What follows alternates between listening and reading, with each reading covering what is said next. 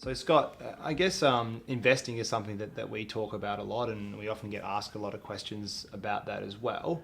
Are you able to sort of, I guess, run through maybe the first step or stage that you should sort of consider when you are thinking about starting to invest in an asset class? Yeah, okay. So I guess a lot of people will come to us and say, what shares should I buy, or what investment should I buy into? Before we get into that, we like to, I guess, step back and look at what the best structure is to invest in. So what I mean by structure is what I guess vehicle am I going to use to invest my money? So that might be my own name, okay? It might be my super fund. If I've got a family trust, it might be my family trust. It might be an investment bond, or it might be in my spouse's name. So there's a number of structures that you have available to you, and all the structures you can generally invest in the same assets at the end of the day. So say you want to buy BHP, you can buy a BHP in your super fund if your super fund allows it. I can buy BHP, my spouse can buy BHP, an investment bond could buy BHP if it allows it.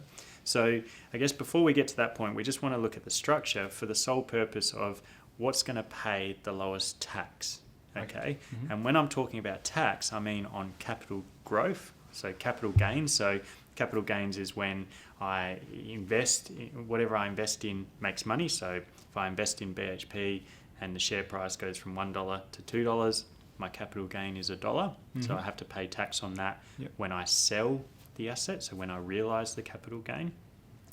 But also any income that's received along the way, or dividends, I have to pay tax on. Okay. So what we do to start with is to assess each of those kind of 5 or 6 structures that may be available to any one person, what's going to be the best tax outcome for them, but at the same time, what's going to potentially limit them from having their money. So a younger person that's, say, 25, the best tax rate they have available to them may be their super fund at 15%. Yep. But then they can't access it for 40 odd years. Right, gotcha. So that's probably not the best option for them.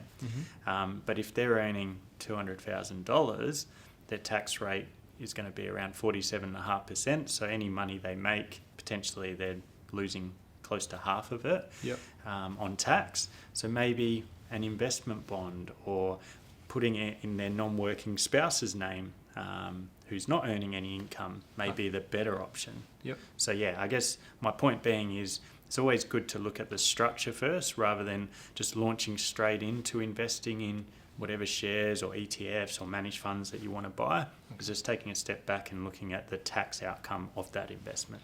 So if I then say, hypothetically, done a lot of investing in my name, so I didn't consider that, I sort of just had, I didn't look before I leapt, for example, am I able to then sort of undo that and move my investment to, say, my spouse who's not working or something like that? So you can transfer share ownership, but it is a capital gains tax event. Okay, so if you do that, you're essentially going to realise any gains that you've made, which you'll have to pay tax in your own name before they're transferred. Okay. Shares or investments you hold in your own name, if you hold them over 12 months, if they're held personally, then you do get a 50% capital gain discount. So that's also something to take into account as well, is how long potentially am I going to be holding the investment. But I guess in short, to answer your question, you can't just go, oh, I made a mistake, it's a better option for my non-working spouse to hold this investment.